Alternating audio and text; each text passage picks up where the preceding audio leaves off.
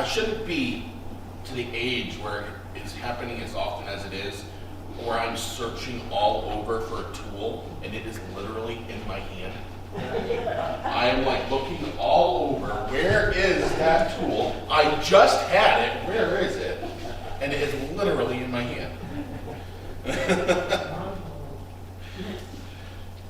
Go ahead and turn your Bibles to the book of Ruth.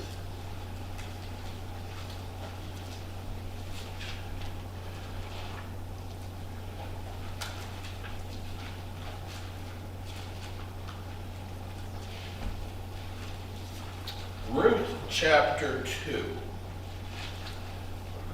So if you remember last week is when we started looking in the book of Ruth here, looking at especially, we looked at real quickly at a few other characters, but mainly it was Naomi and Ruth we were really starting to that we started looking at, and towards the end of chapter 1 was when Naomi has decided to head back to the Israelite nation out of Moab, and no matter what, Ruth refuses to go back to her home country, or to stay in her home country of Moab, where she would have been taken care of herself by her own family. Instead, she was going into she insisted to stay with her mother-in-law. She insisted to stay with Naomi and go into a land where she was the foreigner. No? Oh, I thought, okay, I'm sorry, I was hearing wrong. Right, did I say? You said Naomi, the mother-in-law Naomi. Was decided she was going to go back, and Ruth was going to go with her.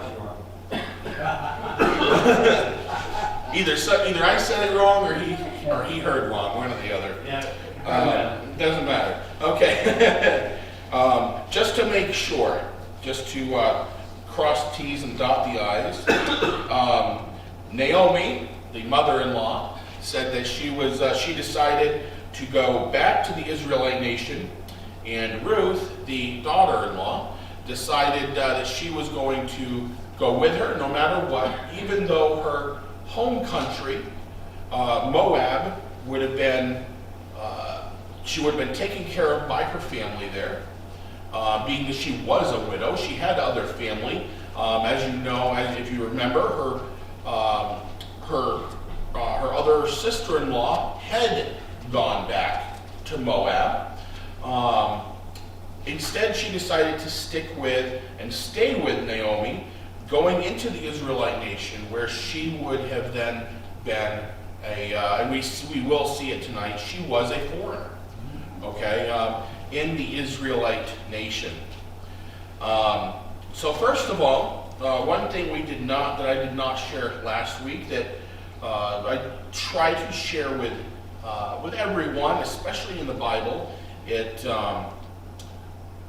typically plays a very significant part, and we can see it, and that is the meaning of the names.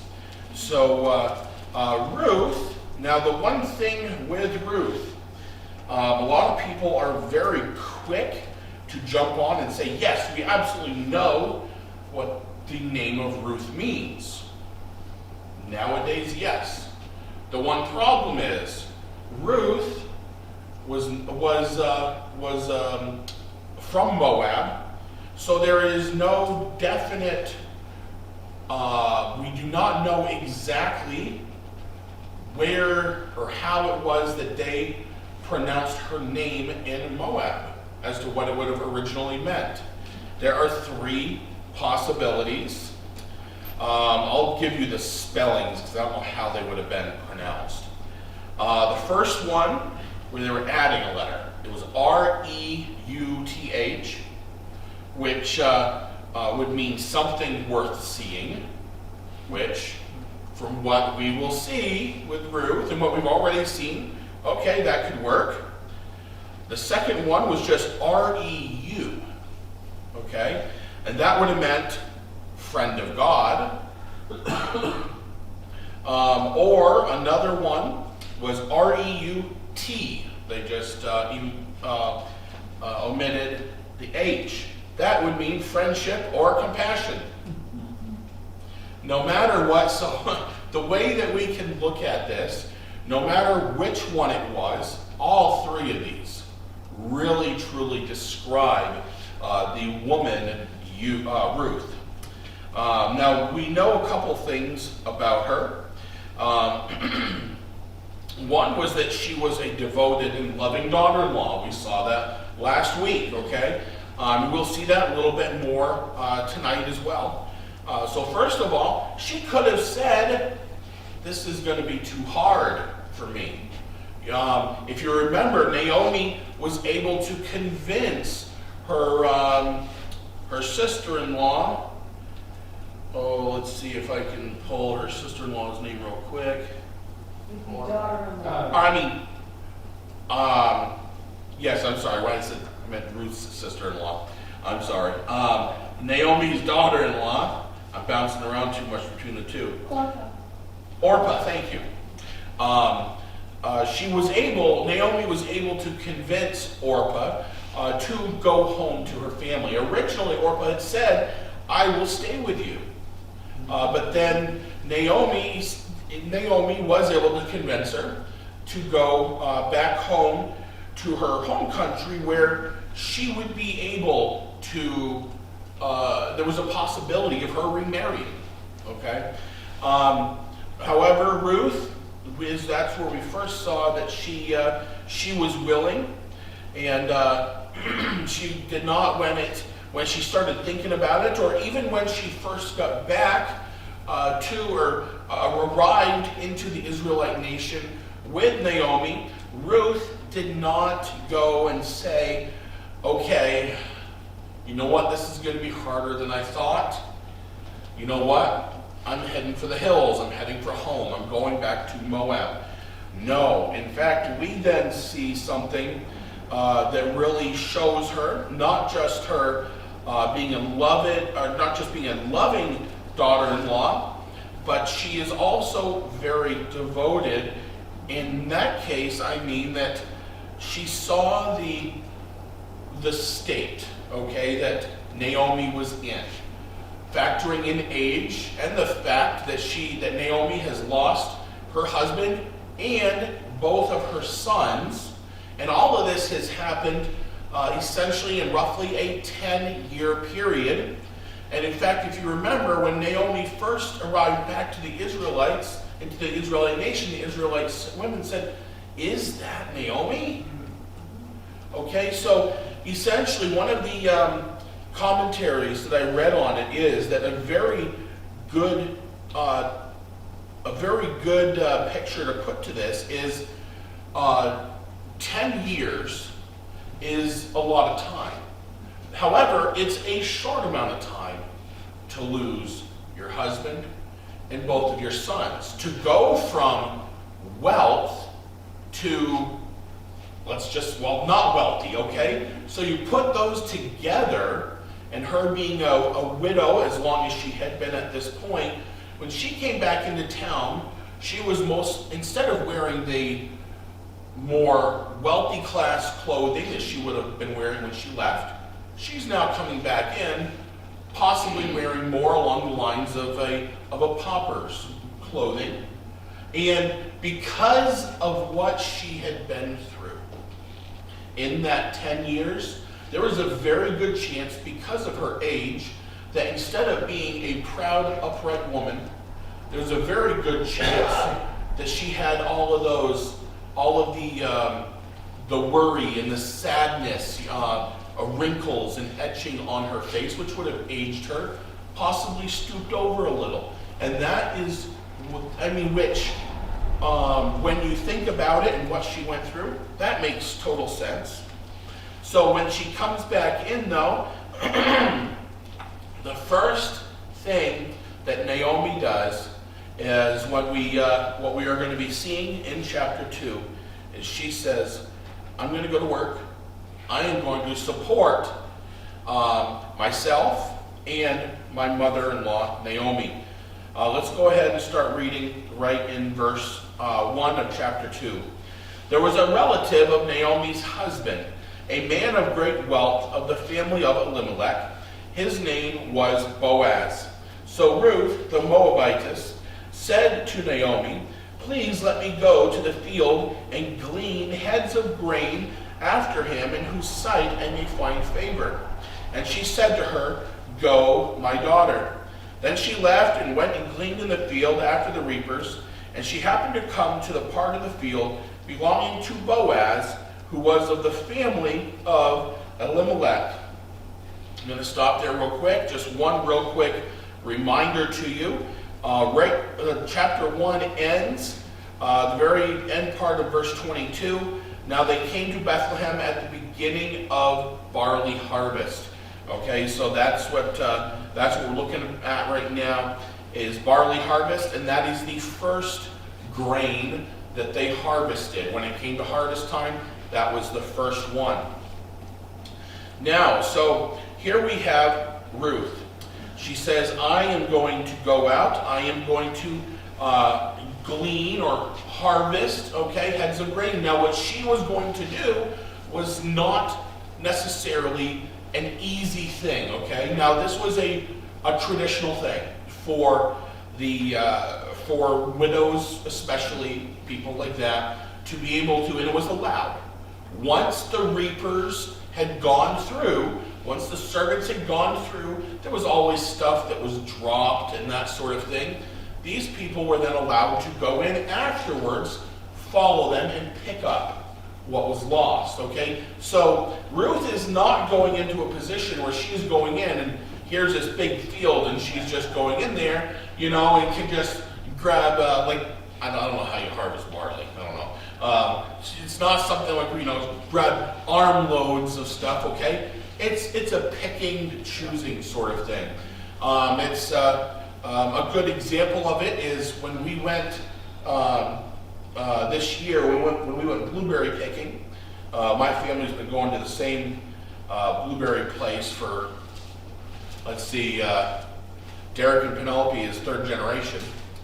And it's a big place on the hillside. But we went right at the end. I mean, I think they said it was another week and they were going to be shutting down for the season. At that point when we went, right where you park, you would not find a single, or you'd have a hard time finding blueberries right there, okay? We had to walk way up the hill, past many, many rows, before we finally got to some. Essentially, what Ruth was walking in on was those first few rows, those blueberry bushes, okay? If that's where we had a pit. Now, it just so happens when we decided to go, we have time, let's go blueberry picking. We didn't realize, we thought we had an hour and 20 minutes. Turns out, no, we had 20 minutes to pick. Well, let me tell you, if we had tried picking for 20 minutes on just those first few rows, we would have been lucky to get maybe a small coffee can's worth, okay?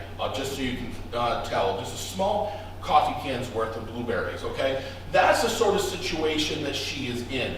She's not going in to harvest barley in a field full. She's going in after the scraps, okay? And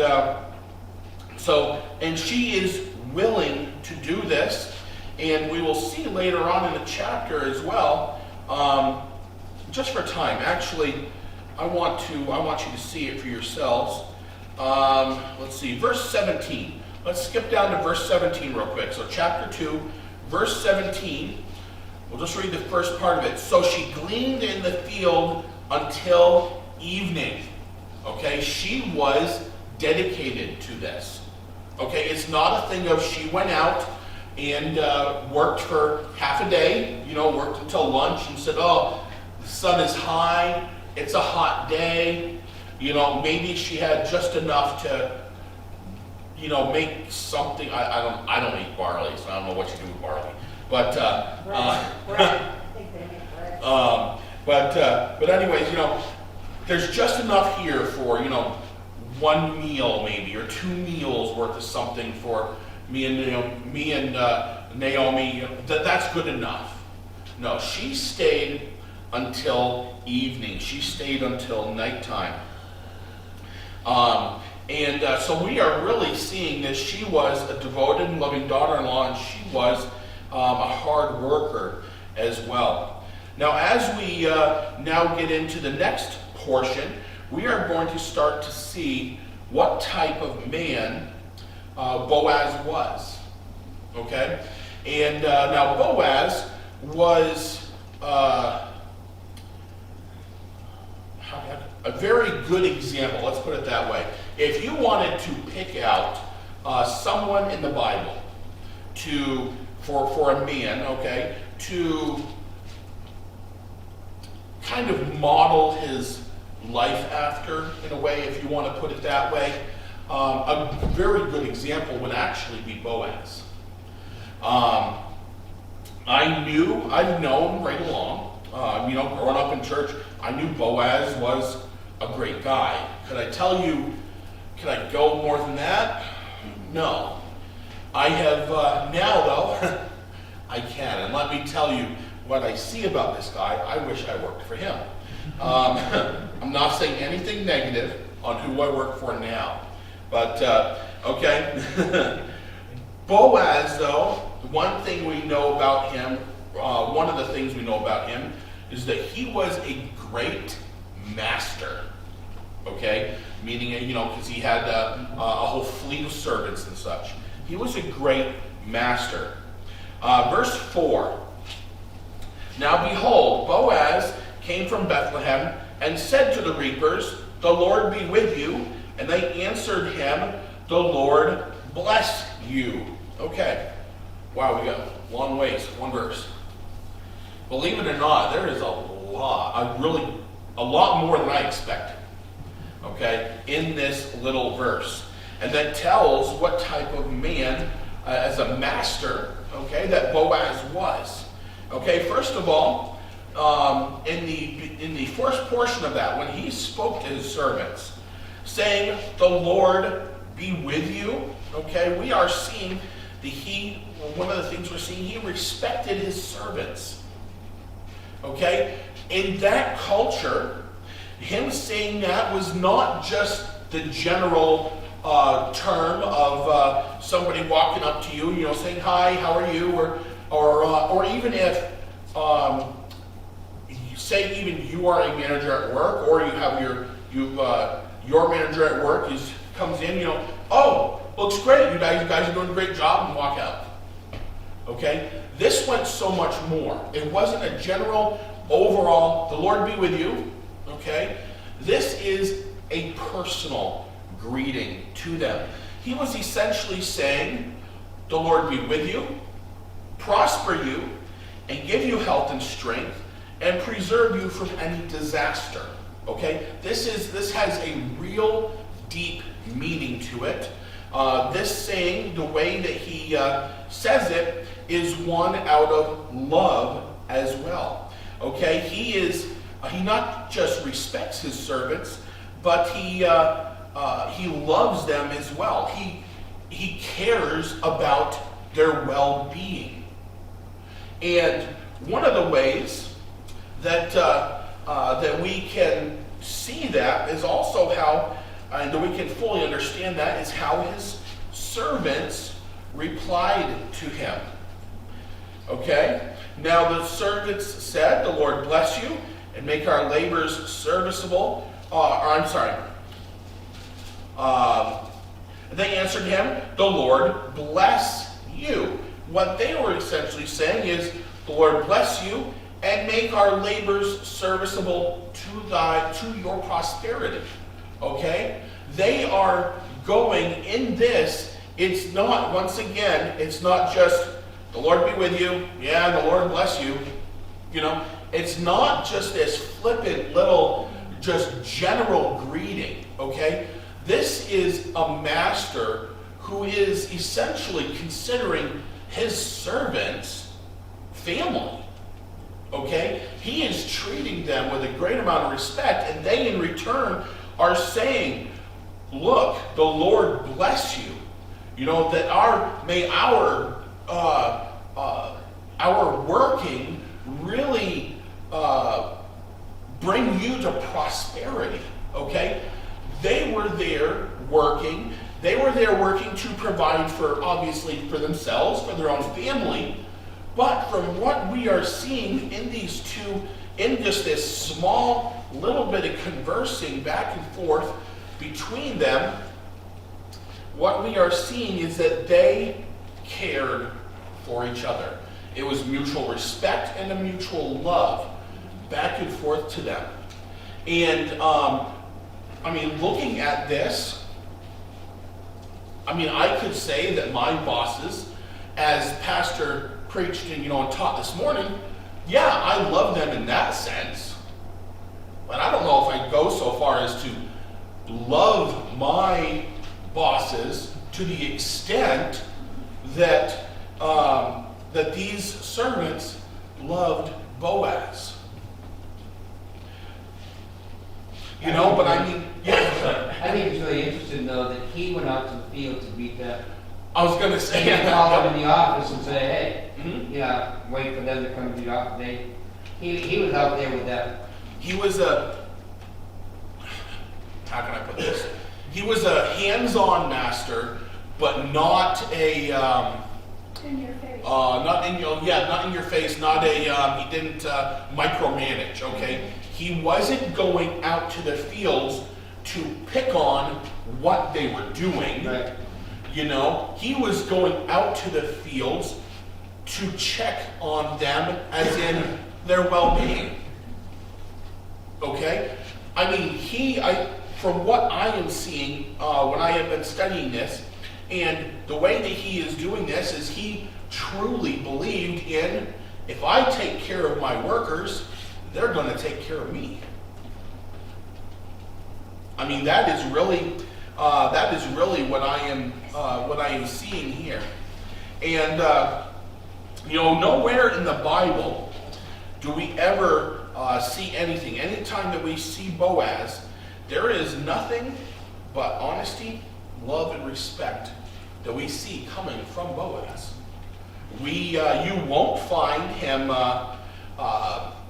belittling somebody, putting someone down. You won't find him talking about nothing. You don't see that at all.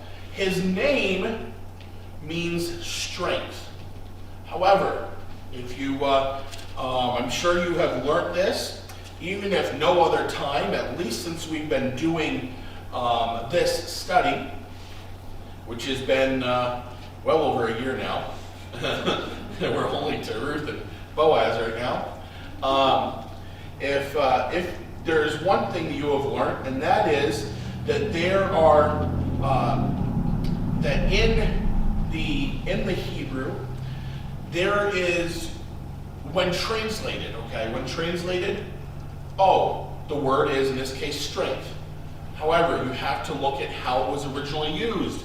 It can have different meanings. Okay? As in, this strength is not, it's different from the word strong. Samson's name meant strong. Okay? Samson, very strong guy. Okay? He went to the gym every day. He was a gym rat. This, though, means strength. In character. Strength in character. Everything about him, he was strong in. His attitude, he was strong in. His love, his honesty, everything you look at about him in that sense, he was strong in it. And one other thing, excuse me, that we see with Boaz being a great master as well, is he also trusted his servants. Remember how I had mentioned that he was not a micromanager, okay? He was there truly to check on his people. He had been away. We don't know how long. We don't know if it was a day, if it was a week. We just know that he had been away. Now he's back to his, he is back onto his property, and he's just checking in on his workers and that sort of thing.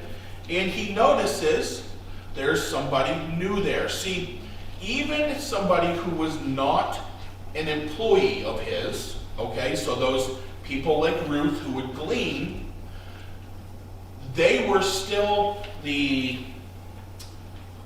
field master, however you want to put them, okay, the person that would be in charge of that field, in charge of all of the reapers. They still had the power to not allow somebody on the property, okay?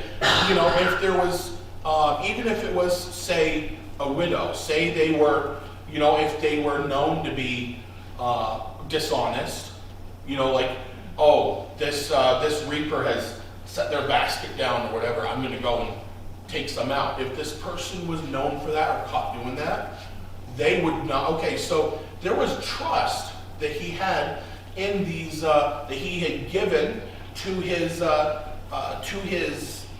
managers. I'll just use that term, okay, to his managers. And he goes to the manager because he knows typically everyone. And he sees someone there who's, we'll call her the black sheep, okay?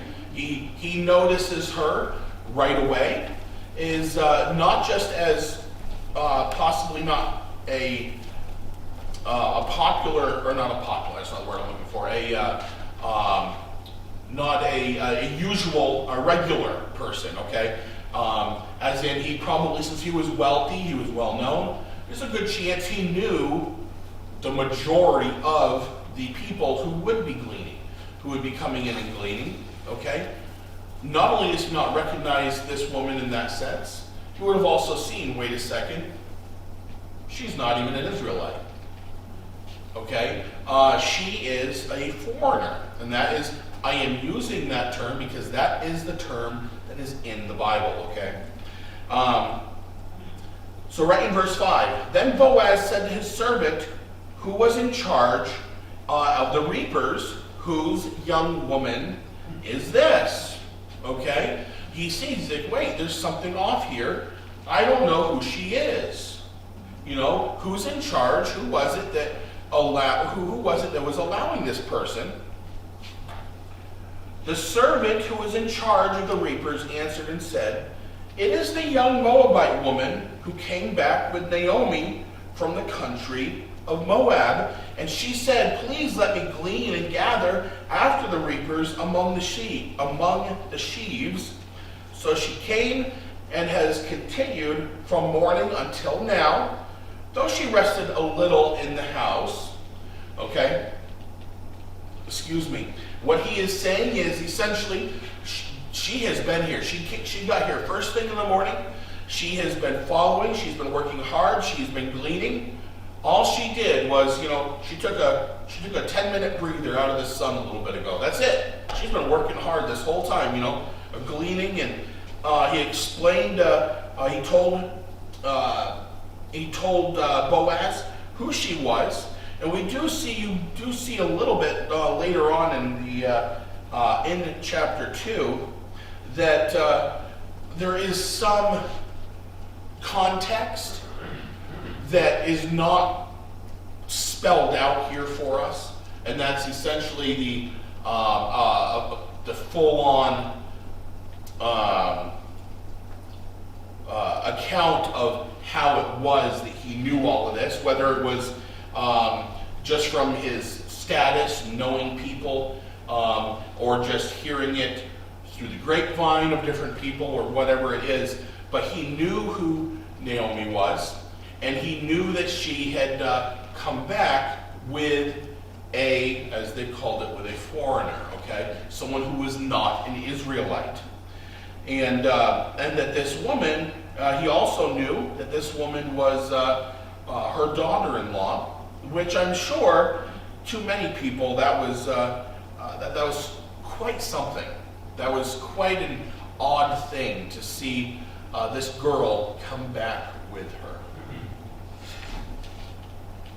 Now, at this point is when you start to see the interaction between Boaz and Ruth. The first interactions there. We have a few minutes, so we'll start to get into it.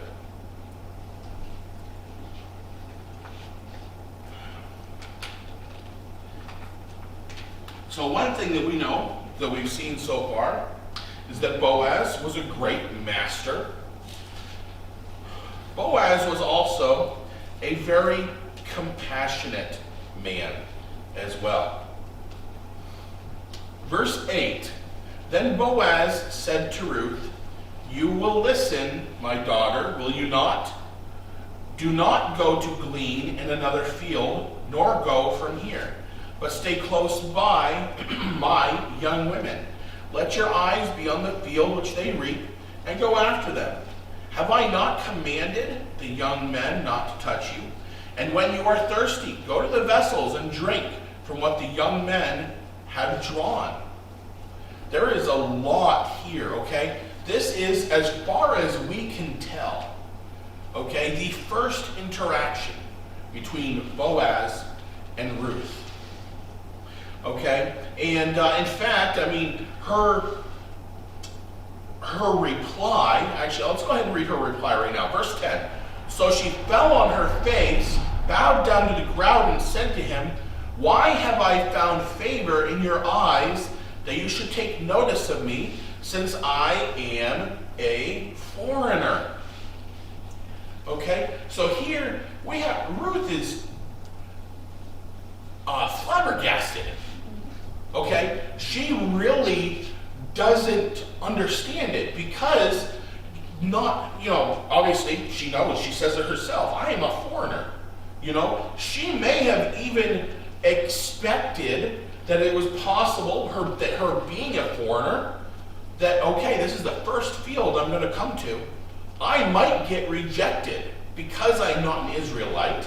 I am not known here. I might get rejected from this field. I may have to go to another one. And in fact, it is the extreme opposite.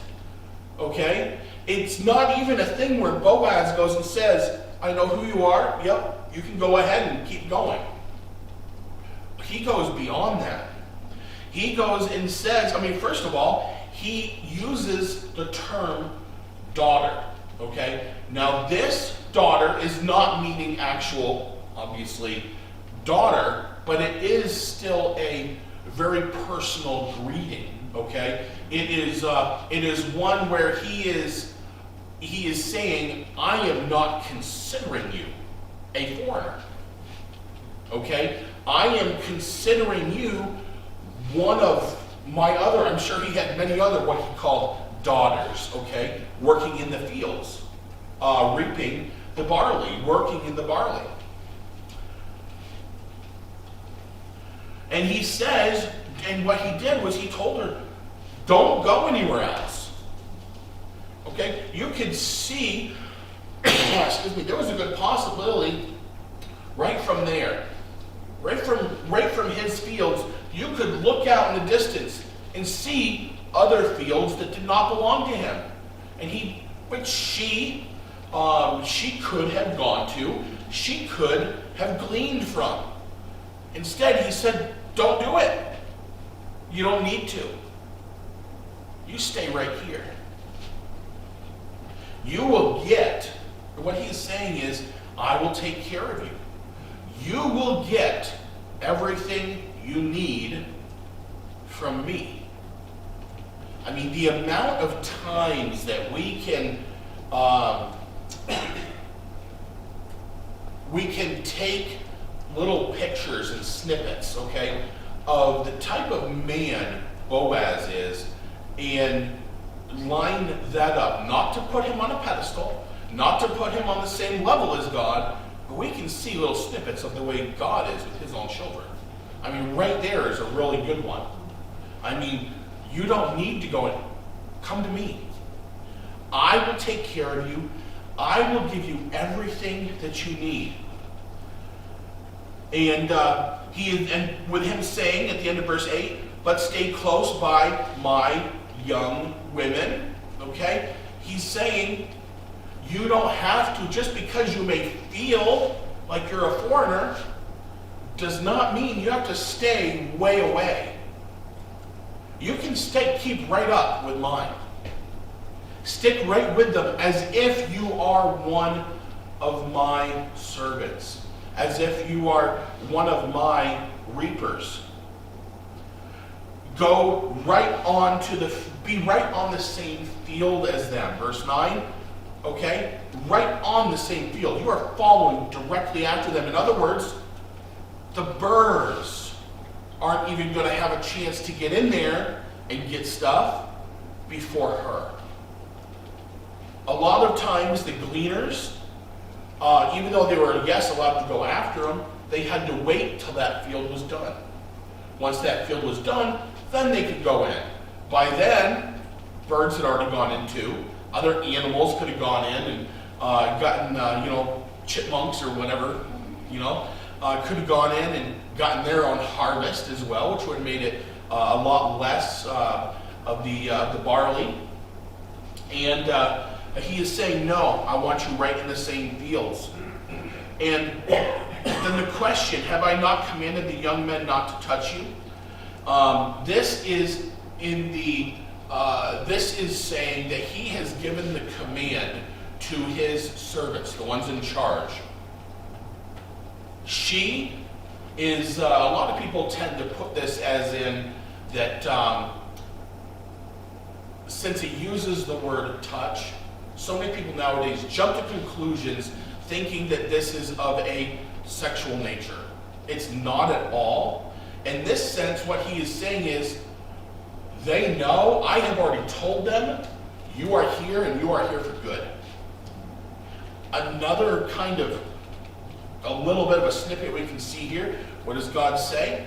Once we've accepted Christ into our hearts, okay? No one can pluck us from his hand. He is essentially, Boaz is saying to Ruth, my servants are not allowed to kick you out. Okay? None of them have the power. Why? I have given the ultimate command. You are here. This is what you are doing. And in fact, when it says, and when you are thirsty, go to the vessels and drink from what the young men have drawn. He's saying, anytime you need to go get a drink, do it. In my eyes, you're not a foreigner. It was, I don't know how many years ago now, a few years ago, our VBS was The Incredible Race. So much in our society, especially today, people are just going on the different races. No. There's one race. God made one race. And that's the human race. And that is what Boaz is essentially saying. He's like, you are the same, you're a woman. You're the same as us. You are no different. Just because maybe you look a little different, maybe because your skin might be a little bit different color, it doesn't matter. You are here. You are here under my protection. You are no different. You don't have to wait until everyone else has drank of the water, then go in and draw your own. You go when you want to, and you can drink of the water that my men have drawn. Man, I could just keep going. I could just keep going.